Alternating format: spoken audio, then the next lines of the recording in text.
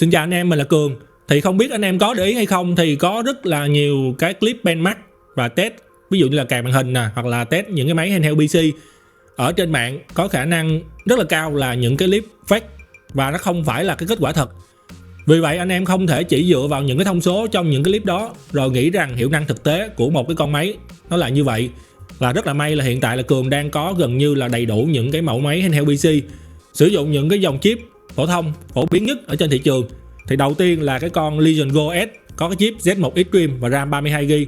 Thì theo Cường đây là một cái máy mạnh nhất của cái dòng sử dụng chip Z1 Extreme. Tiếp theo là Cường có cái con MSI Clone A8 sử dụng là cái chip Z2 Extreme với RAM 24GB. Và thứ ba là con MSI Clone 8 AI cộng sử dụng cái GPU là Intel Arc 140V. Và cuối cùng là cái con máy đang rất là hot trong cái thời gian vừa qua là con MSI Clone 8 AI cộng EX sử dụng Intel Arc G3 Extreme. Thì trong cái video này Cường sẽ thử game trực tiếp trên từng cái máy, đo và so sánh hiệu năng FPS so với cái mức thiết lập khác nhau. Thì Cường cũng cố gắng là test thật là nhiều game để những anh em đang quan tâm hoặc là phân vân giữa những cái dòng chip này có được một cái video đúng với thực tế nhất. Thì toàn bộ những cái game đều đang chạy trực tiếp trên máy và Cường quay lại ở trên chính cái màn hình của những cái máy này. Thì Cường cũng cố gắng là thực hiện chi tiết nhất có thể. Thì hy vọng cái video này sẽ giúp cho anh em có cái nhìn chính xác hơn. Thì trước khi đi vào cái phần nội dung á, thì rất là mong anh em ủng hộ cho Cường bằng cách là đăng ký kênh nè. Anh em cũng có thể hỗ trợ thêm bằng cái cách là bấm vào những cái đường link tiếp thị liên kết ở bên dưới cái video. Thì Cường vẫn sẽ nhận được một cái khoản hoa hồng dù nó rất là nhỏ để có thể tiếp tục duy trì cái việc làm những nội dung giống như thế này. Rồi, cảm ơn anh em rất là nhiều vì đã ủng hộ cho Cường bằng rất là nhiều cách khác nhau. Ok, bây giờ anh em mình cùng vào cái phần nội dung nha. Ở cái bài test đầu tiên á, thì Cường sẽ tiến hành benchmark bằng cái phần mềm là 3D Max. Và Cường sẽ dùng cái Time Spy để Cường benchmark ở những cái mức TDP khác nhau như là 8W, 17W, 25W và cái mức cao nhất của từng máy. Rồi thì do là mỗi máy nó có một cái TDP thấp nhất khác nhau, nhưng mà cái mức chung á, thì là 8W nha anh em. Thì ở cái bài test đầu tiên Cường sẽ test cái 3D Max để coi nó ra những cái thông số là bao nhiêu. Ở cái mức TDP thấp nhất của tất cả những cái máy này chung là 8W.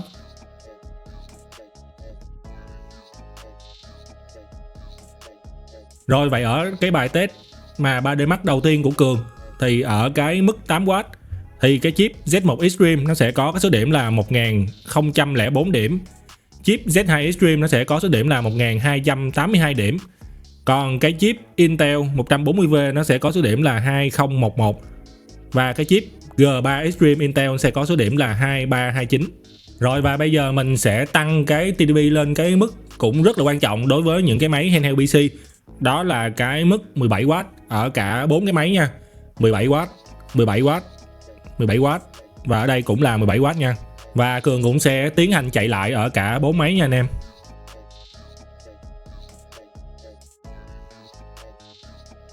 Ok, vậy là ở cái mức 17W thì cái con chip Z1 Extreme nó sẽ có số điểm là 2693.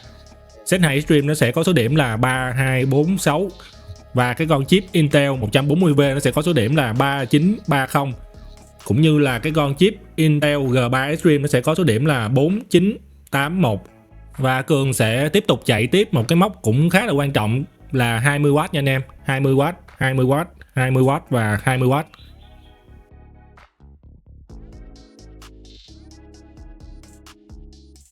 Rồi vậy là ở cái mức 20W thì cái chip Z1 Extreme nó sẽ có số điểm là 2943. Z2 Extreme nó sẽ có số điểm là 3305. Và cái chip Intel 140V sẽ có số điểm là 4288. Và cái chip Intel G3 Extreme sẽ có số điểm là 5528.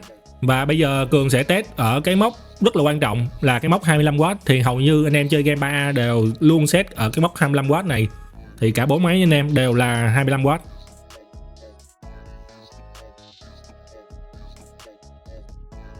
Rồi vậy là ở cái mức 25W thì cái chip Z1 Extreme nó sẽ có số điểm là 3200. Z2 Extreme nó sẽ có số điểm là 3536. Và cái chip Intel 140V sẽ có số điểm là 4426. Và cái chip G3 Extreme nó sẽ có số điểm là 6148. Rồi thì ở cái bài test cuối cùng này Cường sẽ đẩy những cái con máy này lên cái mức TDP cao nhất mà nó có thể chạy được. Thì ở cái con Legion Go S này nè, Z1 Extreme nó sẽ có cái mức là 33, 33 và 35. Z2 Extreme nó sẽ có cái mức là 33, 40 và 45. Và cái con Intel ARC 140V này nó sẽ có cái mức là 30 và 37. Và cái con G3 Extreme nó sẽ có cái mức là 35 và 45.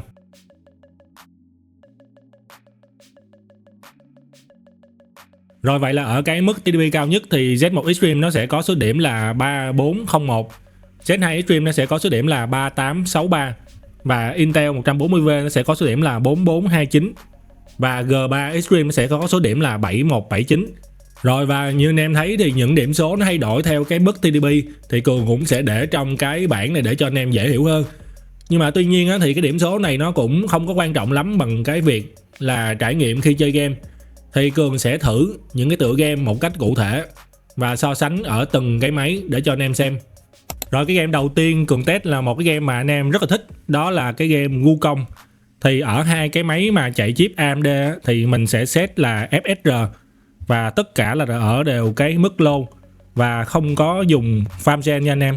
Mình chỉ dùng cái upscale là FSR thôi. Và hai cái con máy Intel thì mình sẽ dùng cái XeSS và mình vẫn set cái đồ họa ở cái mức low ở cả hai máy. Và cái Super Resolution á, thì mình sẽ chỉnh là cả bốn máy là nó nằm ở cái mức là 60 nha. Và ở cái test đầu tiên á, thì bốn máy mình đều set ở cái mức TDP là 17W nha anh em, cả bốn máy. Và đây là cái cảnh ở cuối game. Thì như anh em thấy là cái con Z1 Extreme nè, ở trên cái con Legion Go của mình nè, thì nó đang có cái mức FPS là nó dao động khoảng từ 49 đến 50. Nhưng mà anh em để ý cái phần farm rate á, cái số mà 19, 20 gì đằng sau á, đó nó nhảy rất là nhiều nha. Tức là cái game này nó đang không có ở cái trạng thái là mượt nhất có thể. Và ở cái con chip Z2 Extreme thì nó cho ra cái mức FPS tương tự như là cái con Z1 Extreme nha anh em, thì nó khoảng 40 mấy đến 50. Và anh em thấy thì cái phần farm time á, cái số 19, 20 đằng sau á, nó cũng sẽ nhảy liên tục. Còn đây là cái con máy Intel ARC 140V. Thì đối với cái game Wukong này anh em sẽ có cái hiệu năng tốt hơn là hai cái chip AMD. Thì anh em sẽ đạt được cái mức là khoảng 59 đến khoảng cận 60 anh em. Và cái con chip mạnh nhất hiện giờ của Intel ARC G3 thì anh em sẽ có cái mức là khoảng 80. Nhưng mà anh em để ý cái phần mà farm time á, cái số mà 12 chấm mấy tới 13 á, thì nó dao động ở cái mức rất là thấp nha anh em. Tức là cái đồ họa của cái game này nó hiện tại nó rất là mượt luôn. Rồi và Cường đã tiến hành Cường đẩy lên cái TDP 25W nha anh em. Thì cái mức này là rất nhiều anh em hay dùng để chơi những cái game 3 nặng giống như là cái game Wukong này. Thì để coi là cái FPS nó sẽ thay đổi ra sao nha. Rồi như anh em thấy là ở cái chip Z1 Extreme thì cái FPS hiện tại là nếu mà khi mình vào cái cảnh đánh nhau với cái con khỉ ở cảnh cuối nè, thì FPS nó đang dao động khoảng từ 40 mấy đến 60. Đó, 40 mấy đến 50 thôi anh em, chứ không được 60. Đó, có khi nó rớt xuống có 30 mấy nè.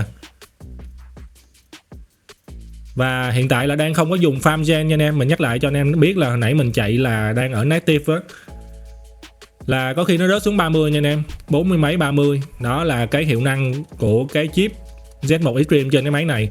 Đó, có khi nó rớt xuống rất là thấp nha, có khi xuống có 20 mấy thôi anh em, và chắc chắn là 20 mấy thì anh em sẽ rất là giật rồi. Và anh em lưu ý là cái con Legion Go này là một cái con máy, mình nghĩ là cái con máy kinh của cái chip Z1 Extreme đó, vì nó có 32GB RAM, nên có thể là anh em chạy trên những cái máy mà ROG hay là những cái con máy mà AliEx á, thì hiệu năng nó sẽ không bằng con này đâu. Con này là hiệu năng chắc là trùm của cái dòng chip Z1 Extreme rồi. Đó là cái mức FPS của con Z1 Extreme nha. Còn đây là cái hiệu năng của cái con Z2 Extreme. Đó, như anh em thấy là mình chạy vào trong thì cái FPS bắt đầu nó giảm xuống một xíu nha. Đó, 40 mấy thôi. Đó, có khi nó rớt xuống 30 mấy nha. 30 mấy và 40 mấy.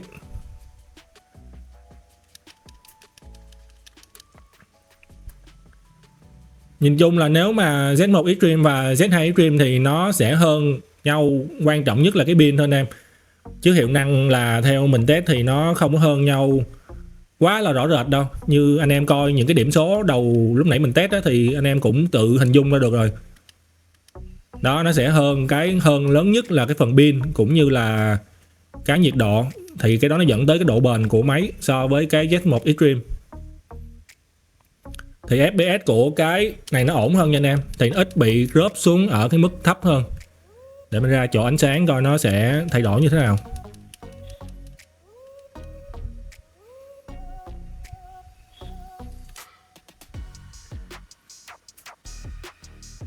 Nhìn chung là nó ổn định hơn là cái con Z1 Extreme một xíu nha. Rồi còn đây là cái con chip Intel ARC 140V nha anh em, trên cái con 8 AI cộng nè. Đó, thì đối với cái game này thì anh em sẽ có FPS nó tốt hơn là cái dòng AMD một xíu. Đó, nó vẫn drop xuống nè anh em thấy không, nó vẫn drop xuống 40 mấy nè, nhưng mà nó không có drop sâu như là cái con hai cái con AMD này nãy.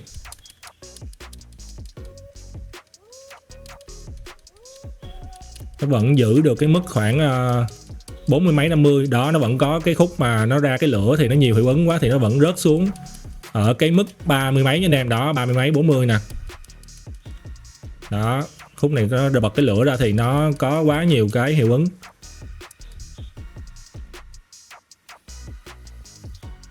Rồi cuối cùng là để coi cái con G3 Extreme này nó sẽ có cái mức FPS là bao nhiêu nha anh em. Thì khi đang ở ngoài á, thì nó sẽ có cái mức là nó khoảng 90 mấy nè, 80 mấy 90 mấy nè anh em.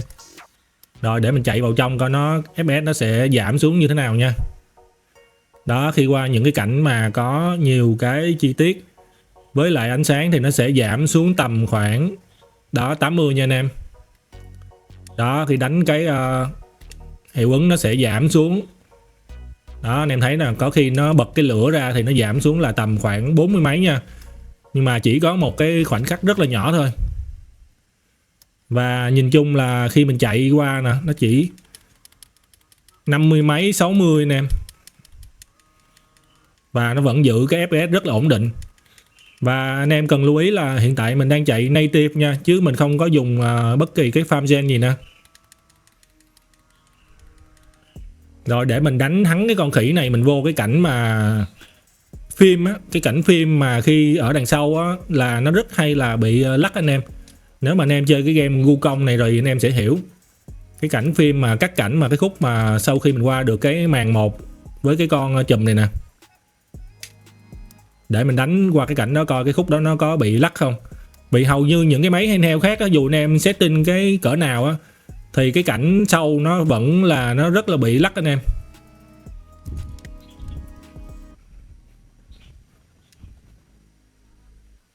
Rồi được rồi nè.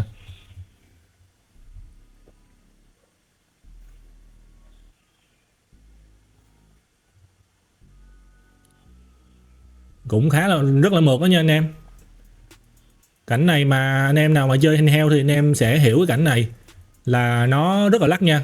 Nhưng mà hiện tại mình thấy mình đang chạy ở cái TDP 25 thì ở trên cái con chip này nó vẫn rất là đều cái FPS anh em. Và cái farm time nó cũng không có bị tăng lên quá là nhiều.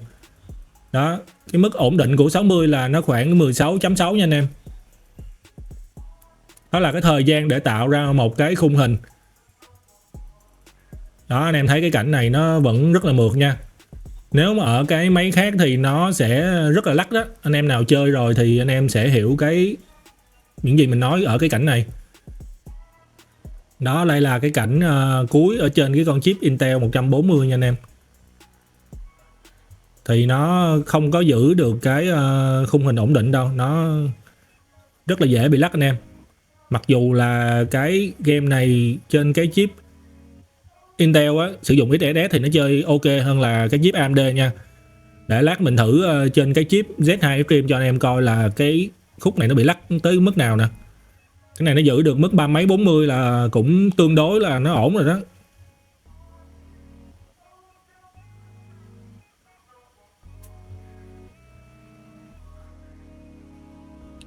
Đây là trên cái chip Z2 Extreme nè anh em. Đó thì nó rất là bị ghosting rất là nhiều nha. Đó, và cái khung hình nó cũng không có giữ được ở cái mức khoảng từ 50 mấy đến 60 nữa.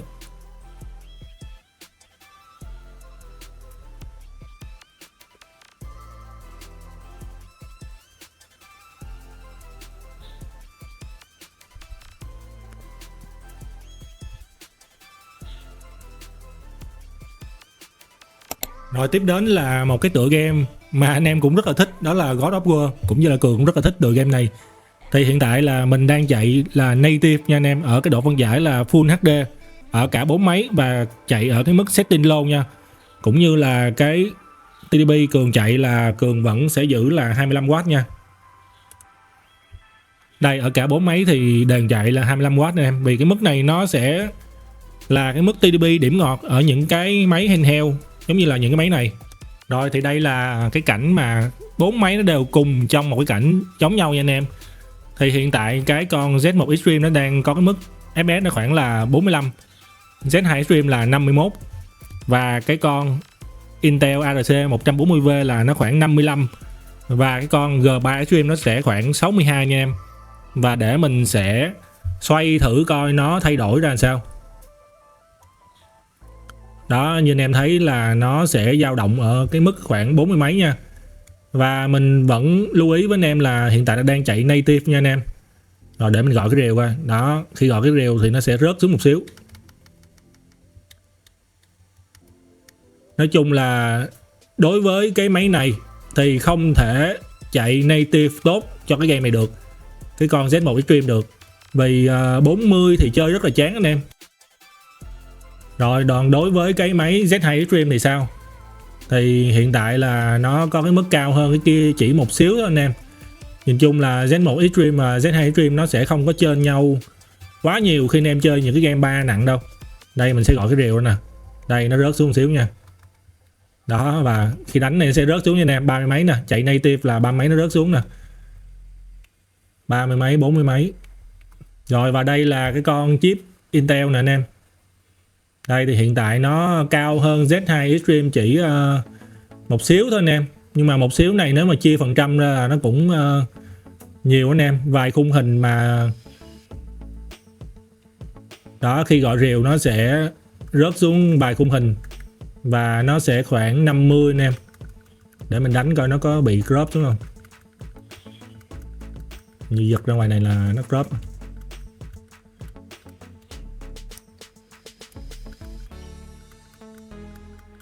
Thì ở trên cái chip này nó không có bị crop ở cái khúc hồi nãy nha anh em. Rồi nhìn chung là cái con này nó sẽ có FPS nó dao động rơi vô khoảng 50 đến chưa đến 60 nha, 40 mấy, có khi nó rớt xuống cũng 40 mấy anh em, 40 mấy cao á, 48 49 gì đó. Rồi còn cái con G3 này thì sao? Thì hiện tại là Cường đang có cái mức FPS là trên 60 nha. Và anh em nhìn cái farm time thì nó rất là đẹp nha, nó khoảng 16 17 là rất là đẹp nha. Đó, có khi nó rớt xuống 58 59 gì đó. Rồi khi gọi rìu thì không có bị rớt xuống anh em.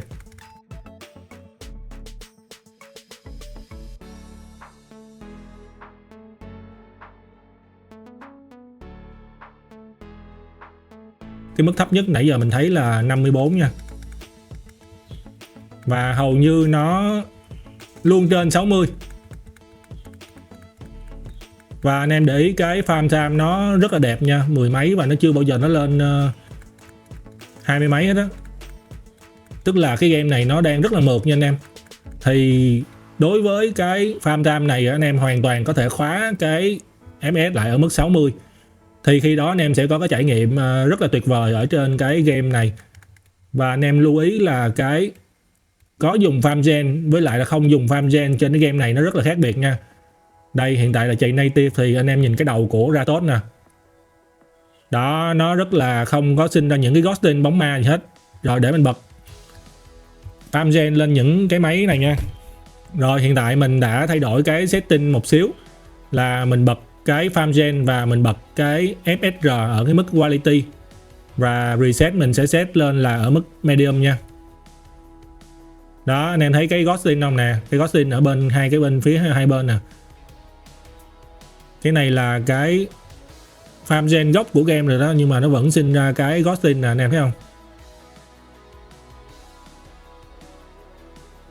Và hình như là Sony họ đã buông cái mảng game ở PC rồi, nên là những cái game này nó không có tối ưu thêm được nữa anh em.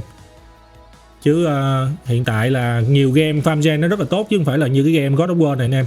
Đây cái con Z2 Extreme mình cũng sẽ set cái setting tương tự nha. Thì cái con này khi này nó sẽ lên được 60 mấy anh em.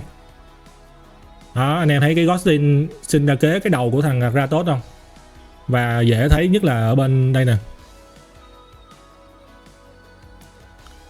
Và khi này cái đồ họa nó cũng đương nhiên là cũng ảnh hưởng một xíu rồi anh em. Vì anh em chồng những cái khung hình lên để mà farm gen mà, thì chắc chắn là khi farm gen nó sẽ không có cái cách gì mà nó có thể đẹp với lại nó mượt bằng cái việc anh em chạy native được hết. Còn đây là cái con 8 AI cộng nè, thì mình cũng set tương tự luôn. Thì mình sử dụng cái của AMD nha. Thì hiện tại nó cũng có nhiều cách để mà sử dùng cái optic scale á, nhưng mà cái đó mình sẽ nói trong cái video sau nha. Thì hiện tại mình đang dùng thì nó lên 60 fps nè anh em, và nó vẫn ghosting nha anh em. Cái game này là một cái game rất là có nhiều cái ghosting xảy ra. Đây, như anh em thấy nè, đây là cái hiện tượng này là hiện tượng ghosting á. Nhiều anh em không biết ghosting là sao thì hiện tượng này là hiện tượng ghosting nè anh em. Còn đây là G3 nè anh em. Thì cái con này đang chạy native mà 60, mà anh em thấy cái độ mượt nó khác hẳn so với những cái game kia không? Và mình sẽ xoay cho anh em coi.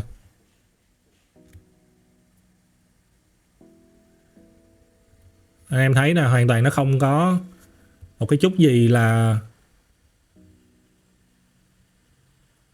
những cái bóng ma nữa hết. Đó. Thì thông thường mình không có để cái FPS nó nhảy lên trên 60 gì đâu anh em. Mình sẽ thông thường mình lock lại anh em. Thì mình có thể lock ở trong game cũng được. Đây, mình lock trong game luôn cho nó dễ. Đó, 60, lock cho 60 luôn anh em. Đó, khi này thì cái khung hình nó không có bị nhảy hoặc là thay đổi nữa. Đó, anh em thấy nó luôn fit ở mức 60 không? Và 16.6 nha. Đôi khi nó giật xuống 59 một xíu thôi, nó cũng không có vấn đề gì hết. Và khi này nó sẽ ổn định anh em, và cái điện áp nó cũng sẽ tự canh chỉnh nó ngon hơn rất là nhiều luôn. Đây, game này là làm gì nó cũng không có rớt FPS được anh em. Và đang chạy native nha. Native là nó khác với cái việc anh em dùng farm gen, cái trải nghiệm rất là nhiều nha. Rồi thì tiếp theo Cường sẽ thử cho anh em một cái tựa game cũng rất là nặng, đó là Cyberpunk. Và để cho công bằng ở cả bốn máy á, thì hiện tại là mình up hoàn toàn những cái việc như là farm gen hoặc là upscale, tức là đang chạy native 100%. Và cả bốn máy thì mình đều setting ở cái TDP là 25W. Thì đây là cái mức FPS mà anh em sẽ nhận được. Thì đầu tiên ở hai cái máy AMD anh em sẽ có cái mức FPS là chip Z1 Extreme là tầm khoảng 27-28 nè. Z2 thì anh em sẽ được trên 30, là tầm khoảng 32-33 gì nè. Còn cái con chip Intel 140V anh em sẽ có mức FPS nó cao hơn một xíu, là tầm khoảng 36-37 gì nè. Còn đối với G3 anh em sẽ có FPS là tầm khoảng 47 nè. Và khi đi vào những cái cảnh lớn thì đối với chip Z1 Extreme thì mức FPS nó sẽ không duy trì nổi ở cái mức 30. Tức là đối với cái game này thì anh em sẽ không thể chơi ở cái setting mà không có dùng farm gen. Vì 30 FPS mà chơi những cái game này thì theo mình là nó rất là chán. Kể cả là trên cái con chip mới hơn là Z2 Extreme thì vẫn không thể đạt được đến cái mức là tầm 50 đến 60. Khi mà chạy native ở cái game Cyberpunk này, anh em sẽ chỉ đạt được tầm khoảng 29-30, hoặc lâu lâu vào những cái cảnh đơn giản thì nó sẽ hơn 30 một xíu thôi. Đối với chip Intel 140V thì nó sẽ nhỉnh hơn, mình nghĩ là tầm khoảng 5-10%. Thì anh em sẽ duy trì được cái mức là tầm khoảng trên 35, 38 nè, 37, 36 đó.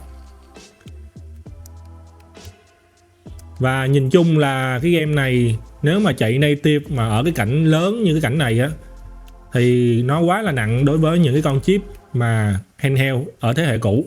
Còn đối với cái chip G3 Extreme thì ở cái mức TDP 25 anh em sẽ duy trì được ở trong cái khoảng là 49-50 nè, 45 nè. 44 nè, 45 nếu mà anh em chạy native hoàn toàn 100%. Rồi thì tiếp theo Cường sẽ thử là bật cái upscale. Đối với hai máy AMD mình sẽ bật là cái FSR ở cái phiên bản là 3.0 ở cấp quality. Còn đối với hai cái máy Intel mình sẽ bật XeSS 2.0 ở cái cấp độ quality. Coi cái FPS nó sẽ thay đổi như thế nào nha anh em. Đối với cái chip Z1 Extreme thì anh em sẽ tăng được cái mức FPS lên một xíu. Hiện tại là nó sẽ dao động ở cái mức tiệm cận cái 40 và nó ít khi nó rớt xuống dưới 30 như là cái lúc nãy. Và ở cái mức này thì theo Cường là anh em vẫn cần phải sử dụng farm gen để mà có thể chơi mượt mà được cái game Cyberpunk này. Cũng khá là tương tự đối với cái chip Z1 Extreme thì Z2 Extreme anh em sẽ vẫn duy trì được tăng lên một xíu so với cái việc là không có sử dụng upscale. Thì anh em hiện tại là có FPS khoảng từ vẫn là 39 tới 40 anh em.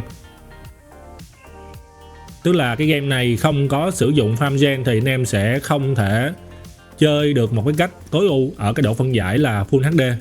Và cái chip 140V thì sẽ khá hơn được một xíu. Thì anh em sẽ thấy được cái số 50, 51 gì đó, 48, 49 ở cái mức FPS. Bằng cái việc sử dụng cái XeSS thì cho anh em nào chưa biết thì cái game Cyberpunk này nó là một trong những cái game là tối ưu tốt hàng đầu dành cho những cái chip Intel. Và đối với cái con G3 thì chỉ cần bật cái XeSS lên thì anh em đã có thể duy trì ở cái mức là lúc nào cũng trên 60 nha anh em. 61 nè, 60 nè, 63 nè. Hồi nãy có khi nó nhảy lên được tới 70 mấy luôn. 60 nè. Và anh em nhìn cái farm time thì nó luôn ở cái mức 10 mấy nha, tức là nó rất là mượt đó anh em.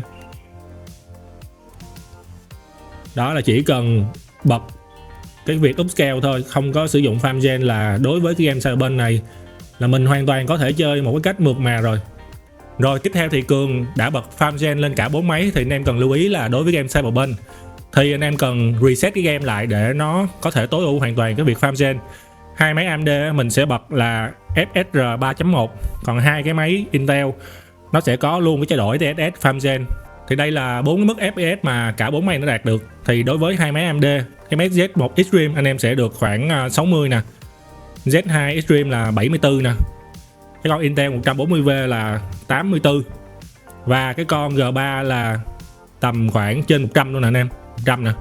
Và đối với hai cái máy AMD thì theo mình là nó vẫn bị ghosting đối với cái game này nha. Đây, như anh em thấy cái hình nó bị có vẻ là nó delay và nó chuyển theo không có kịp á. Là do cái FPS gốc của nó quá thấp nên là khi anh em farm gen lên thì có thể là cái game nó sẽ không có đạt được cái độ mượt mà nhất định. Còn đây là cái chip Z2 Extreme thì tuy là mức FPS nó được ở trên màn hình là tầm khoảng 70 mấy nè. Đó, nhưng mà khi mình xoay thì nó vẫn có một cái độ khựng với lại độ trễ nhất định nha anh em. Rồi tiếp theo là đối với cái máy 140V thì hiện tại cái mức FPS mà mình có được là nó tầm khoảng 85 nè, 81, 91. Và có vẻ như là nó mượt hơn một xíu so với hai cái máy AMD nha anh em. Đây, theo cái cảm nhận của mình là nó mượt hơn một xíu. Và cần phải nói rõ cho anh em là do cái game Cyberpunk này thì nó tối ưu rất là tốt đối với cái chip Intel. Thì anh em có thể có được cái hình ảnh đẹp cũng như là cái khung hình nó mặc dù là farm gen nhưng mà nó vẫn mượt hơn là so với cái chip AMD. Thì anh em nào mà thích chơi cái game này thì anh em nên mua cái máy có chip Intel hơn nha.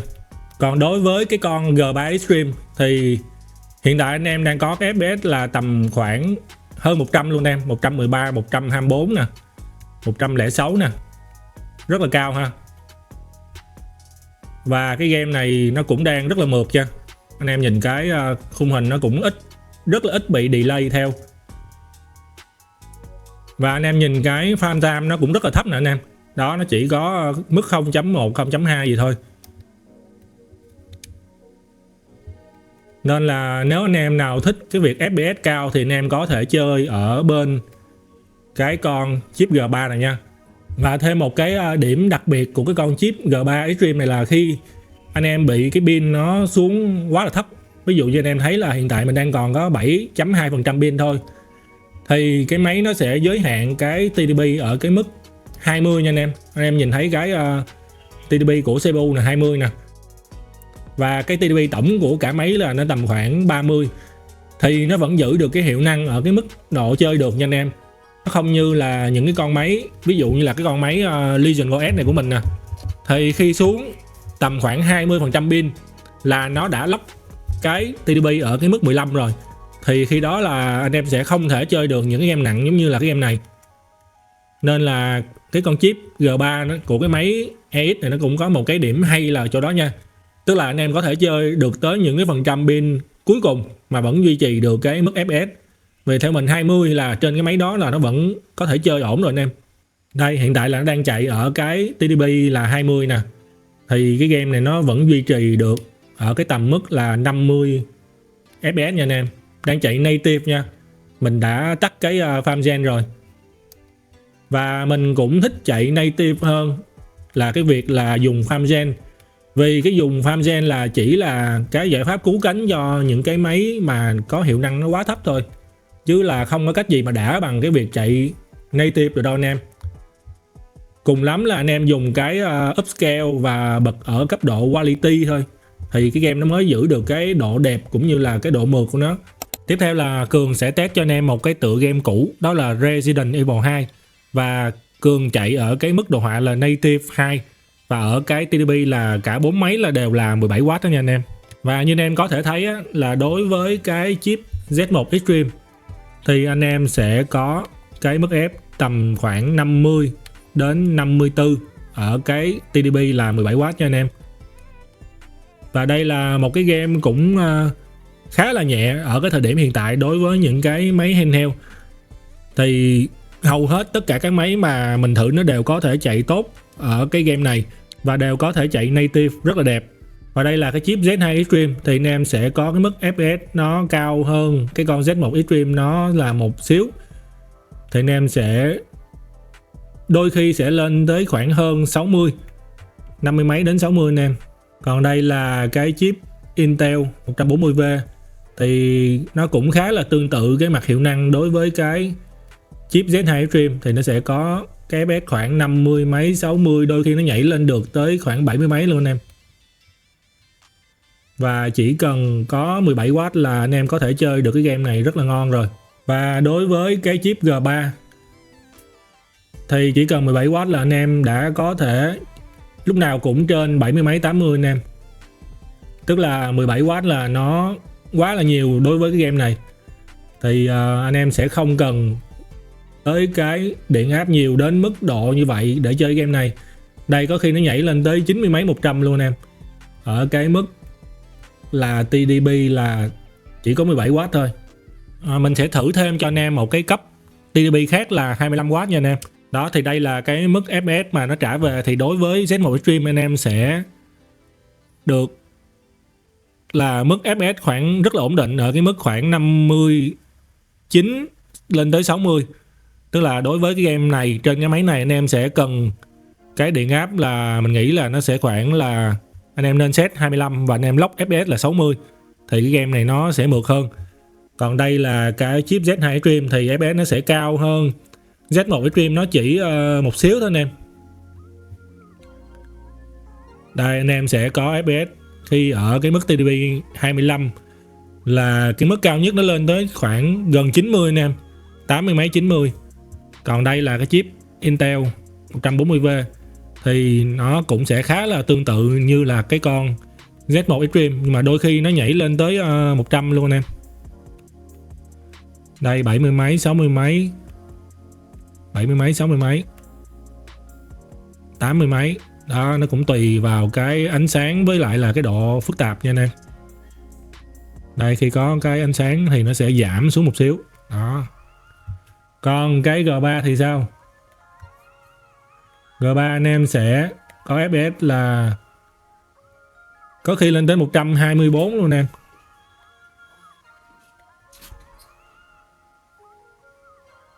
Đây rất là cao ha, 90 mấy 110 luôn. Quá là kinh khủng luôn. Cái chip G3 này nó chạy quá là ghê luôn đó anh em. Đó, tức là cái game này khi anh em chơi trên cái máy này thì để đạt được, mình nghĩ là 60 là nó đã rất là đẹp rồi. Tại vì cái setting hiện tại là nó đang ở cái mức cao nhất rồi và đang chạy native rồi, nên là cái game này, những game 3 đâu cần tới 120 làm gì đâu anh em. Nên là mình lock 60 thì tức là khi này là cái điện nó sẽ rất là thấp, là cái thời gian chơi pin ở trên cái máy này nó sẽ rất là cao.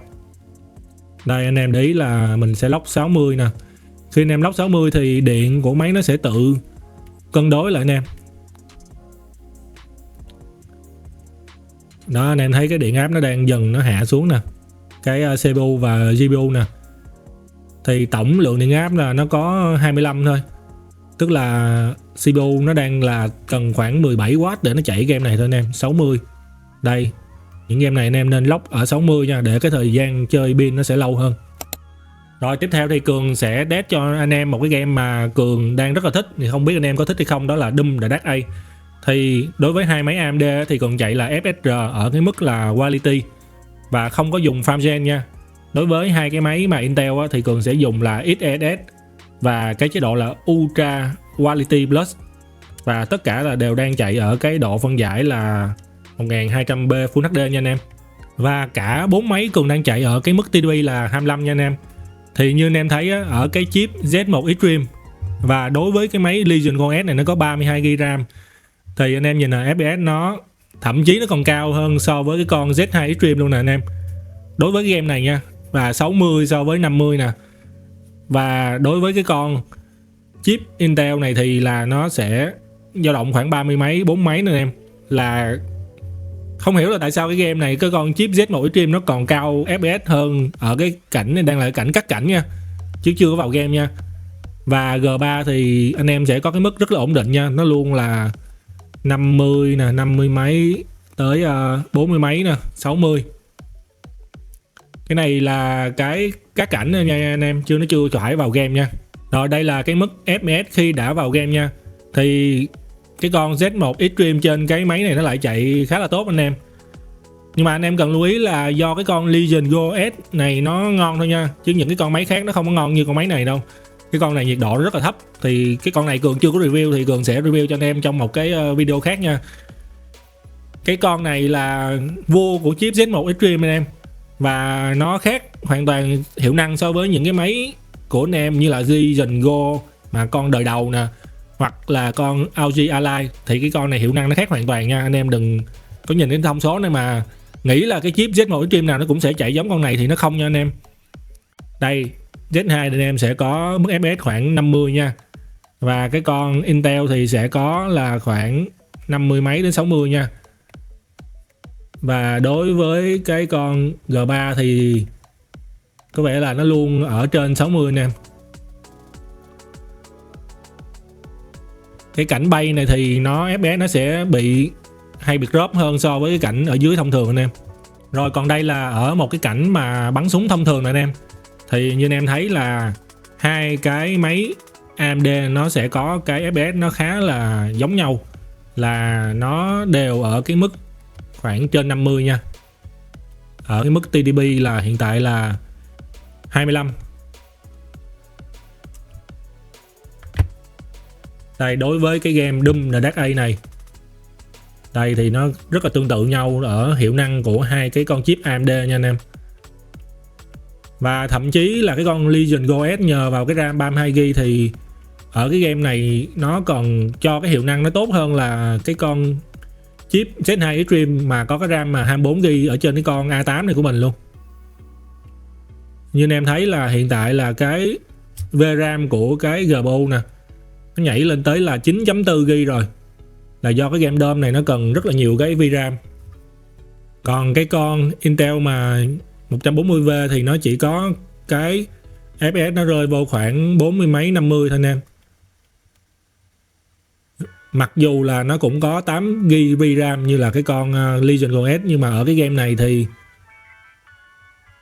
với cái setting của SSD so với cái AMD FSR thì hiện tại mình bằng cái mắt thường mình thấy là đồ họa có vẻ nó đẹp hơn một xíu nè.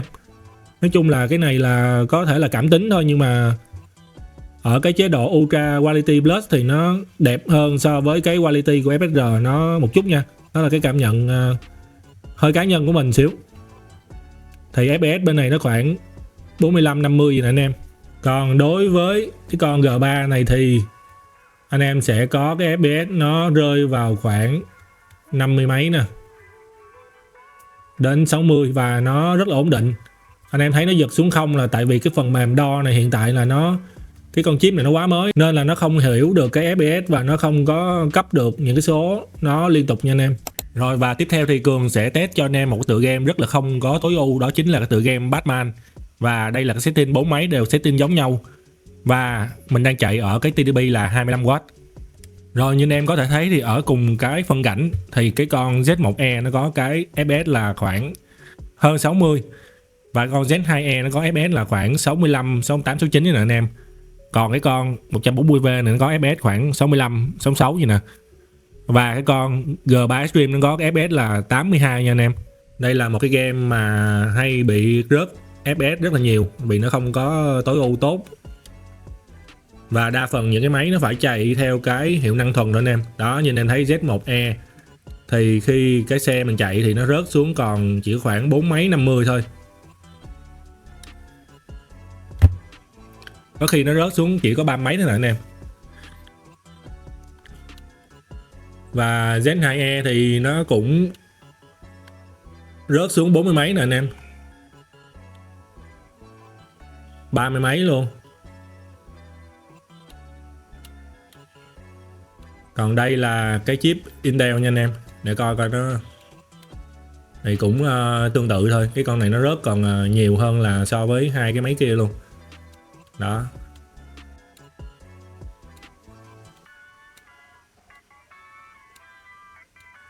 Bốn máy thôi anh em, khi chạy ra những cái cảnh phức tạp thì ba mấy bốn mấy thôi. Còn đối với cái chip G3 này coi,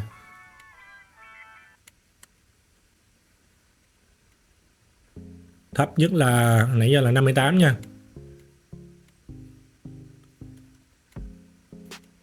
Bảy mươi mấy không anh em, 70 mấy. 6 thấp lắm là 64, 56 nè, 52. Đó, 51.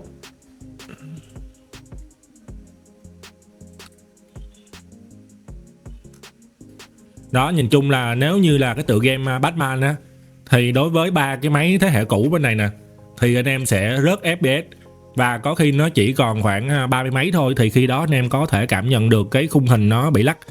Còn đối với cái chip G3 thì khi anh em rớt xuống nó chỉ tới mức khoảng 50 mấy thôi, thì đương nhiên là trong khoảng 50 đến 60 thì anh em vẫn mượt, và mình rất là khó để cảm nhận được cái FPS nó bị sụt giảm anh em. Rồi tiếp đến là cái tựa game Reason Desert, thì ở hai cái máy AMD á, mình đang chạy là FSR nè, ở cái cấp độ là Quality. Còn bên hai cái Intel á, mình đang chạy XeSS 3.0, cũng ở cái cấp độ là Quality luôn. Và cái preset mình chọn là cái low setting, và hiện tại là đang không có dùng bất kỳ cái farm gen gì nè anh em. Và như anh em có thể thấy á, thì hiện tại là mức FPS mình đang được ở hai cái máy Z1E và cái chip Intel 140V thì là nó tầm khoảng 30 nha anh em. Còn đối với cái chip Z2E thì sẽ có mức FPS là tầm khoảng 37 hoặc là 38. Còn G3 thì mình sẽ được khoảng là 48 đến 49 gì đó. Và anh em thấy cái việc rớt FPS trên cái máy chip Intel nè, đây, cảm giác nó không có được mượt lắm ha. Còn đối với cái chip G3 thì 40 mấy nhưng mà nó vẫn không có bị rớt nhiều lắm. Đó, anh em nhìn cái mức FPS nó vẫn khá là ổn định ở cái mức 42, 43. Còn đối với cái con Z2E thì vẫn gặp cái tình trạng là rớt FPS nha anh em. Và Z1E thì cũng tương tự thôi anh em, nó rớt. Và vì thế cái game này thì mình phải chạy farm gen ở cả 4 máy, và mình sẽ thử set farm gen cho anh em coi. Và hiện tại mình đã set farm gen ở cái mức 2x đều cho cả 4 máy. Rồi thì đây là 4 cái FPS khi mà mình set lên thành cái farm gen là x2 nha anh em. Thì anh em sẽ có là tuần tự là khoảng 50, 54 gì nè, và 60 mấy. Còn cái G3 này sẽ là khoảng 70 mấy. Đây là ở cái mức và nó rất là lắc nè, đó anh em thấy không?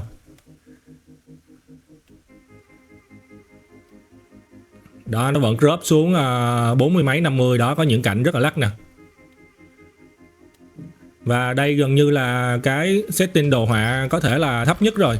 Vì đối với cái game này mà khi set xuống những cái mức mà upscale mà ba lăng hay là cái gì đó, thì mình thấy nó đồ họa nó còn không còn đã để mà thoải mái để mà chơi nữa. Vậy tức là những cái máy mà đời cũ, chip đời cũ thì cái game này anh em có thể không có chơi được một cái cách mà đã với lại là thoải mái nhất ở cái game Prison Desert này. Vì theo mình là FPS mà ba mấy thì chơi rất là chán nha anh em. Còn đây là Z2E thì có vẻ là nó đỡ rớt hơn một xíu. Đây.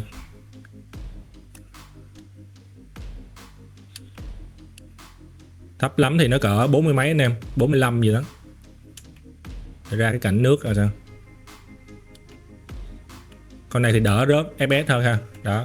Còn đây là trên cái con máy G3 Extreme nha anh em. Thì như anh em có thể thấy thì nhờ vào cái việc dùng farm gen đó, thì cái FPS hiện tại là mình đang có được ở cái mức là khoảng 70 nha anh em. 71 nè, 70 nè. Tùy vào cái độ phức tạp của cái cảnh, 60 mấy nè.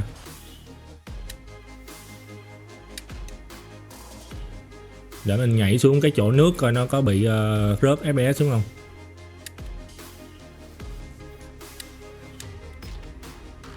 Đây, nhảy xuống cái chỗ nước thì nó rớt xuống khoảng 65 anh em. Đó, và vì thế anh em vẫn có thể chơi rất là mượt mà ở trên cái máy có cái chip G3 này. Còn đối với những cái máy đời cũ thì cái game này mình nghĩ là rất là khó để mà chơi thoải mái được.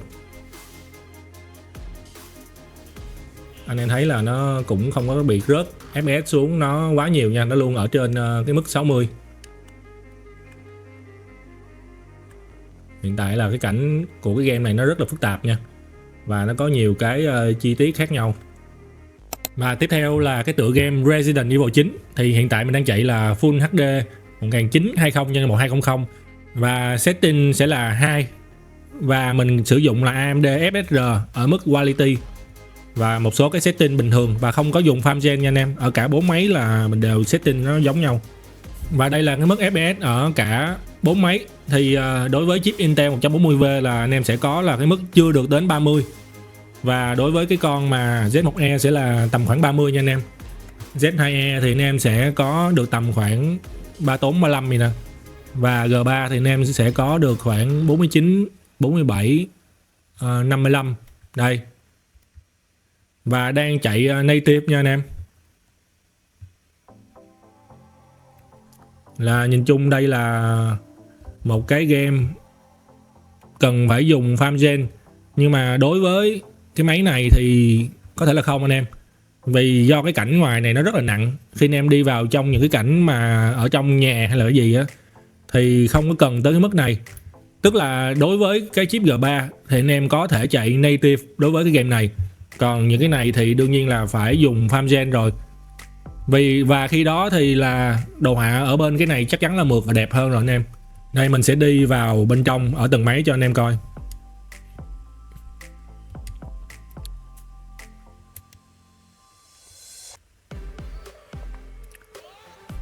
Đó, cái này nó cũng giảm xuống ở cái mức 50 thôi anh em. Và nó vẫn không có bị lắc lắm. Đó, 49 thôi, nó tầm khoảng 49, 48 vậy nè. Ở cái mức FPS này thì chắc chắn là không có ai mà chơi nổi những cái game này rồi anh em.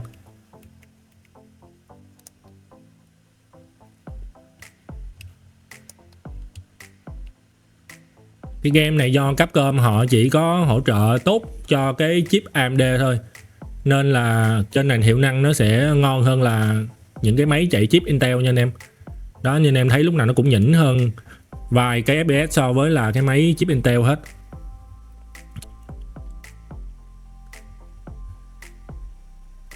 Và Z2E thì thực tế là nó chỉ cao hơn Z1E có một xíu thôi anh em.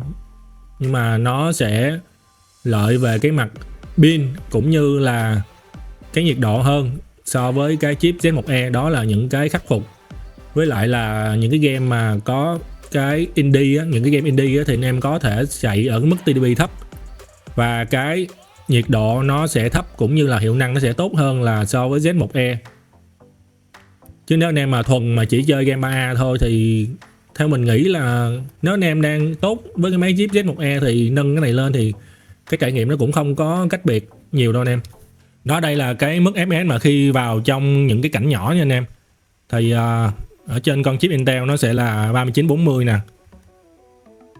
Z1E nó sẽ mượt hơn một xíu nè, cũng là 3940 nè. Z2E thì nó sẽ lên được khoảng là 40 mấy 50. Còn G3 thì hiện tại anh em thấy đó, anh em có thể cứng ở cái mức trên 60 luôn. Tức là những cái game này là bây giờ là chơi native là ngon lành rồi anh em, không còn gì mà rất là mượt luôn á, rất là đã luôn. Đó là cái khác biệt của cái chip G3 so với những cái máy kia, là anh em có thể chạy được native, không có cần phải farm gen nữa ở những cái game mới và nặng như là cái game này. Còn bên những cái chip cũ thì sẽ không đạt được đến 60 FPS nha anh em. Đó, nó sẽ chỉ có khoảng 30 mấy 40 thôi. Kể cả là cái game đó có được AMD nó support, nó có hỗ trợ tốt đến mức nào thì cũng chỉ được tới mức này thôi anh em, không có chạy mượt được tới mức 60 FPS nha. Đây Z2E nè. Đó, Z2E sẽ mạnh hơn được một xíu là lên tới được khoảng 50 nha. Đó, và nếu anh em muốn được 60 thì anh em phải bật farm gen, anh em phải hạ cái đồ họa xuống. Và ở cái game Tomb Raider thì Cường đang test ở cái setting 2 nha anh em, và đang chạy ở cái native nha. Thì đa phần những cái game mà mình test đó thì cái con G3 thì nó lúc nào nó cũng có thể chạy tốt gần như là 90 đến 95% cái số game ở cái mức là đồ họa native, và cái mức từ medium tới 2 và tùy vào cái game.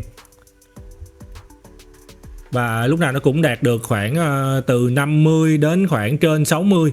Và vì thế nó chơi rất là mượt và nó đẹp anh em. Và trải nghiệm theo mình là nó khác là so với những cái máy kia. Thì anh em lúc nào cũng phải cân đo cái setting đồ họa, và anh em giảm cái này giảm cái kia, hoặc là farm gen hoặc là upscale lên. Còn bên này thì nó dễ setting hơn rất là nhiều nha anh em. Thì nhờ vào cái hiệu năng này thì anh em có thể hạ TDP, hoặc là anh em có thể khóa 60 nên là nó cũng dễ chơi hơn rất là nhiều. Và ở cái game Resident Evil 4, một cái game theo mình là cũng khá là kén phần cứng ở những máy handheld, thì anh em sẽ có cái mức FPS lần lượt là đây, ở trên cái con Intel 140V thì nó rất là lắc nha anh em. Đây, mặc dù là nó thể hiện là cái mức 40 mấy nè. Đó, nó drop rất là nhiều nè anh em thấy không, nó drop xuống 20 mấy 30 nè, 20 mấy 30 nè. Còn đây là trên cái chip Z1E nha anh em, thì có vẻ là nó ổn định hơn là so với là cái chip Intel 140V nha. Thì thông thường những cái game của Capcom thì không có support tốt cho cái chip Intel bằng cái chip AMD nha anh em. Đây thì game này nó sẽ có cái mức 30 mấy 40 nè, và game này là một game không có farm gen gốc nha. Đây, cái chip Z2 Extreme thì nó cũng cao hơn anh em, nó được khoảng 40 nè, 40 39 40 39 40. Còn đây là G3 thì hiện tại anh em đang có cái FPS thuần là nó khoảng 60 nè, 66. Đó, nó cũng rớt xuống 44 nè, 55 57. Nhưng mà nhìn chung thì nó cũng mượt anh em. Tại vì nó rớt xuống thì nó cũng ở cái mức 40 mấy thì nó cũng rất là cao rồi. Hiện tại thì mình đang chạy cái setting rất là cao nha, setting 2 nha. Đó, nhìn chung là cái game này chơi rất là ổn trên cái con chip G3 anh em. Một số khi mà chuyển cảnh thì có thể là nó rớt một xíu thôi, nhưng mà nhìn chung vẫn rất là ổn nha.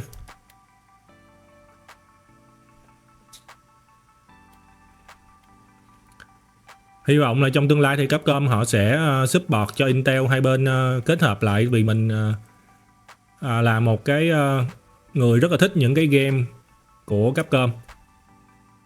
Nhưng mà con này hiệu năng thuần như vậy thì nó quá là ổn rồi anh em. Anh em có thể cân chỉnh lại đồ họa một xíu để mà có cái FPS nó ổn hơn, nhưng mà mình thấy ở cái mức này cũng rất là ok rồi, đâu có vấn đề gì đâu. Vậy là Cường đã benchmark rất là nhiều game và phải mất tới 3 ngày mới có thể cài đặt và hoàn thành cái video này. Thì nhiều anh em nói là cái con là MSI Clone 8 EX này chỉ hơn những cái máy kia có vài chục FPS. Thì nghe qua thì nó cũng có vẻ là không nhiều đúng không? Nhưng mà anh em phải hiểu rằng là một cái game trước đây anh em chỉ chạy khoảng là 30 đến 40 FPS, thì bây giờ nó tăng lên tới 50 đến gần 60. Thì đó là cái khác biệt rất là lớn. Thì có những cái game trước đây là gần như là không thể chơi được ở trên handheld, là nhưng với cái con chip Intel này anh em đã có thể chơi rất là ổn ở độ phân giải native và còn có thể tăng được cái chất lượng đồ họa lên cái setting cao hơn. Thì riêng cái MSI Clone 8 EX là một cái con máy khá là cân bằng ở nhiều mặt, từ là cảm giác cầm nè, loa, rung, màn hình cho đến hiệu năng và thời lượng pin cũng rất là ok. Thì hiệu năng của nó vượt trội khá là rõ so với những cái dòng chip thế hệ cũ. Như anh em đã thấy thì Cường gần như đã có thể chơi được rất là nhiều cái game 3A ở cái độ phân giải Full HD native là không có dùng farm gen mà vẫn đạt được khoảng 60 FPS. Thì theo mình 60 FPS là đủ để anh em có thể chơi được những cái game 3A ở cái thời điểm hiện tại rồi. Và vấn đề đáng nói nhất của cái con máy này chỉ là cái mức giá thôi anh em. Thì anh em cũng biết là Clone EX này nó có giá là gần như gấp đôi cái con Clone 8 AI cộng hoặc những cái mẫu máy sử dụng chip S2 Extreme khác. Trong khi đó hiệu năng của nó dù mạnh hơn nhưng rõ ràng là cũng không thể tăng tương ứng với cái giá gấp đôi. Thì đây cũng là cái trở ngại lớn nhất khiến cái con máy này khó để có thể trở nên phổ biến. Thì theo cái đánh giá của mình, mức giá là 45 đến 46 triệu cho một cái máy handheld chuyên để chơi game thì nó vẫn là khá cao. Thật sự là khó để anh em có thể dễ dàng chấp nhận được cái mức giá này, nhất là trong cái thời điểm kinh tế đang rất là khó khăn như hiện tại. Thì nếu cái con máy này nó rẻ hơn, mình nghĩ là khoảng 10 triệu đi, tức là 35 triệu, thì Cường nghĩ nó sẽ hấp dẫn hơn rất là nhiều. Còn với cái mức giá hiện tại thì rất là khó để chấp nhận anh em. Cả bản thân Cường cũng có tâm lý giống anh em mà thôi. Vì vậy theo Cường, cái con máy có cái mức giá và cái hiệu năng dễ chấp nhận nhất ở thời điểm hiện tại đó là cái con Clone 8 AI cộng sử dụng cái Intel Arc 140V. Hiệu năng và những cái yếu tố còn lại của cái máy này đều ở cái mức ổn, trong khi cái giá bán thì nghe nó dễ chấp nhận hơn rất là nhiều. Và ok, cái video này nó cũng đã quá dài rồi nên là Cường sẽ kết thúc ở đây nha anh em. Thì xin cảm ơn anh em đã xem video và ủng hộ cho Cường bằng cách đăng ký kênh hoặc là bấm vào những cái link tiếp thị liên kết ở bên dưới. Thì Cường rất là trân trọng tất cả những cái sự hỗ trợ của anh em. Rồi, xin chào và hẹn gặp lại anh em trong những video tiếp theo nha. Bye anh em.